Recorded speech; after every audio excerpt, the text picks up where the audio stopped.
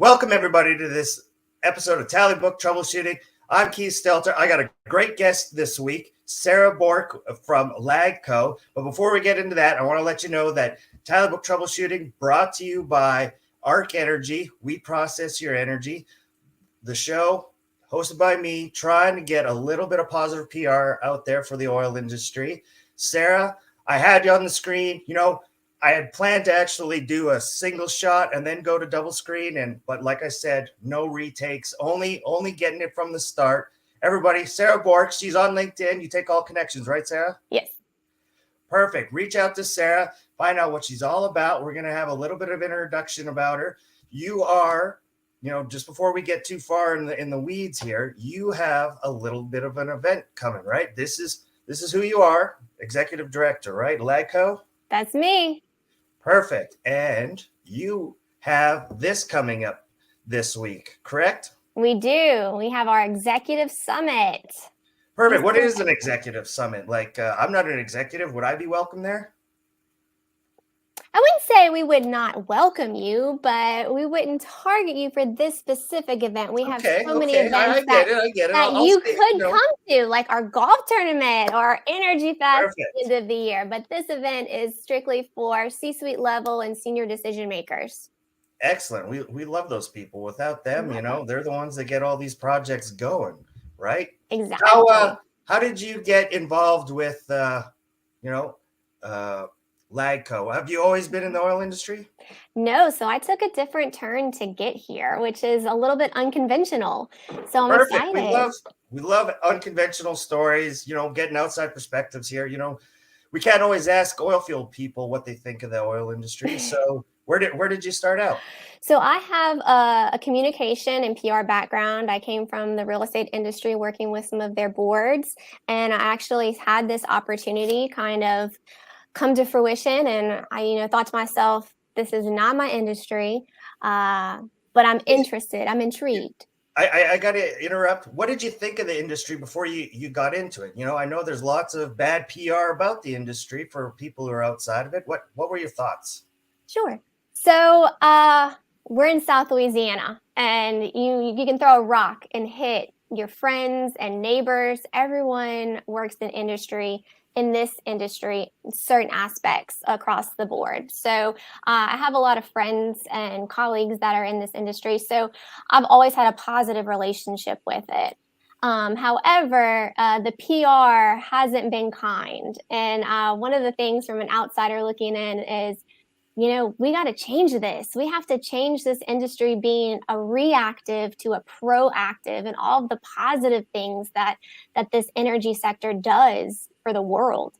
I couldn't agree more. That's why, you have a weirdo like me doing little videos like this, trying to do my little part to show that we are, there's more than, we're not just dumb rednecks.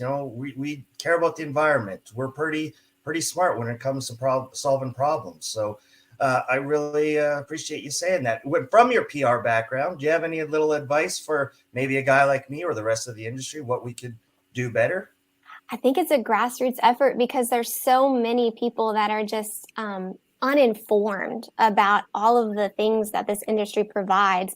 Right now, the most notable thing is putting gas in my car. And usually people just associate this industry with that specific detail. But this sector is so big, from all of the byproducts, like a TikTok star can't have her phone and make all this money because guess what? That phone is a byproduct of this industry. And so I think it's just throwing those nuggets out there to people and just educating them from a grassroots perspective.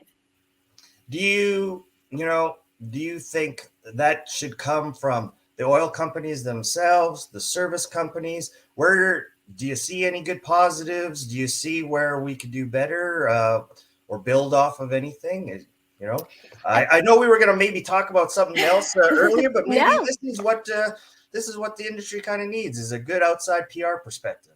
Sure. I think it comes from all sectors. I think the big guys, they have so many people working for them in this PR. I think instead of having, crisis management is so important from an optics standpoint, but also devoting, money to all the positive things they do, how much they donate into the community, how much of their products service all sectors of the world, not only in the US, but globally.